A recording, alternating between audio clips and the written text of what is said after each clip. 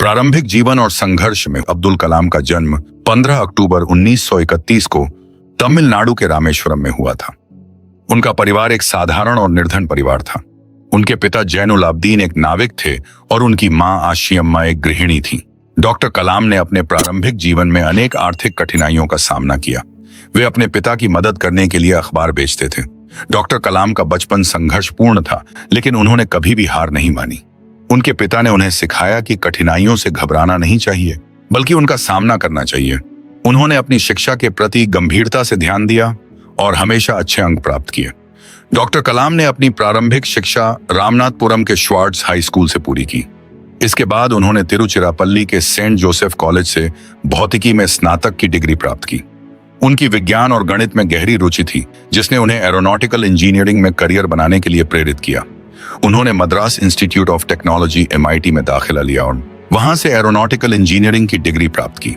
MIT में पढ़ाई के दौरान उन्होंने प्रोजेक्ट कार्य में अपने उत्कृष्ट प्रदर्शन के माध्यम से प्रोफेसरों और सहपाठियों का ध्यान आकर्षित किया। डॉक्टर कलाम ने अपनी स्नातक शिक्षा पूरी करने के बाद भारतीय अंतरिक्ष अनुसंधान संगठन ISRO इंडिया में प्रवेश किया। वहां उन्होंने कई महत्वपूर्ण परियोजनाओं पर काम किया। उन्होंने स्वदेशी उपग्रह SLV-3 के विकास में महत्वपूर्ण भूमिका निभाई, जिसने 1980 में सफलतापूर्वक रोहिणी उपग्रह को पृथ्वी की कक्षा में स्थापित किया। इस सफलता ने भारत को अंतरिक्ष विज्ञान के क्षेत्र में एक नई ऊंचाई पर पहुंचाया। डॉक्टर कलाम की अगुवाई में भारत ने 1998 में पोखरण 2 परमाणु परीक्षण किया, जिसने भारत को परमाणु शक्ति संपन्न देशों की श्रेणी में ला खड़ा किया। इस सफलता ने उन्हें मिसाइल मैन के रूप में प्रसिद्धि दिलाई। उन्होंने पृथ्वी, अग्नि, त्रिशूल, आकाश और नाग जैसी कई स्वदेशी मिसाइलों के विकास में भी महत्वपूर्ण भूमिका निभाई। राष्ट्रपति काल में डॉक्टर कलाम ने 25 जुलाई 2002 को भारत के 11वें राष्ट्रपति के रूप में शपथ ली। वे एक अद्वितीय और प्रेरणादायक नेता के रूप में जाने गए। अपने राष्ट्रपति कार्यकाल के दौरान उन्होंने जनता के बीच वैज्ञानिक सोच और शिक्षा के प्रसार के लिए कई पहल की। उन्होंने युवाओं को देश के विकास में सक्रिय भागीदारी के लिए प्रेरित किया।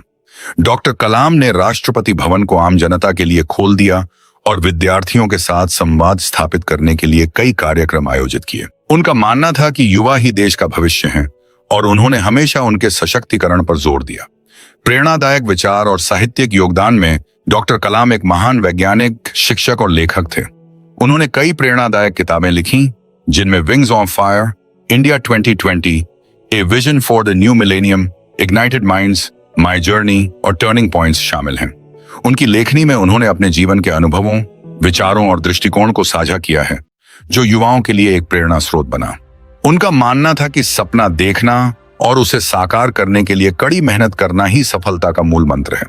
उन्होंने कहा था, सपना वो नहीं जो आप सोते समय देखें, सपना वो है जो आपको सोने न दे। अंतिम दिन और विरासत। डॉक्टर APJ अब्दुल कलाम का निधन 23 जुलाई 2015 को शिलांग में एक व्याख्यान के दौरान हुआ। उनकी मृत्यु ने पूरे देश को शोक में डूबा दिया। उन्होंने अपने जीवन का हर क्षण देश की सेवा में समर्पित किया और उनकी प्रेरणादायक जीवन गाथा आज भी लाखों लोगों को प्रेरित करती है। उनकी विरासत आज भी जीवित है। उनके विचार, आदर्श और कार्य हमें निरंतर प्रेरित करते हैं। डॉक्टर कलाम का जीवन इस बात का उदाहरण है कि किस तरह एक साधारण पृष्ठभूमि का व्यक्ति भी अपने संकल्प, मेहनत और समर्पण के बल पर महानता की ऊंचाइयों को छू सकता है। डॉक्टर APJ अब्दुल कलाम की जीवन गाथा एक प्रेरणा स्रोत है, जो हमें यह सिखाती है कि कड़ी मेहनत, समर्पण और सपनों को साकार करने की दृढ़ता से किसी भी कठिनाई को पार किया जा सकता है। उनका जीवन एक उदाहरण है कि कैसे एक साधारण व्यक्ति भी असाधारण उपलब्धियों को हासिल कर सकता है। उनका जीवन और उनके विचार हमेशा हमारे लिए प्रेरणा का स्रोत बने रहेंगे। इस तरह के मोटिवेशनल और इंस्पिरेशन स्टोरी सुनने के लिए लाइक एंड सब्सक्राइब करें। Thank you.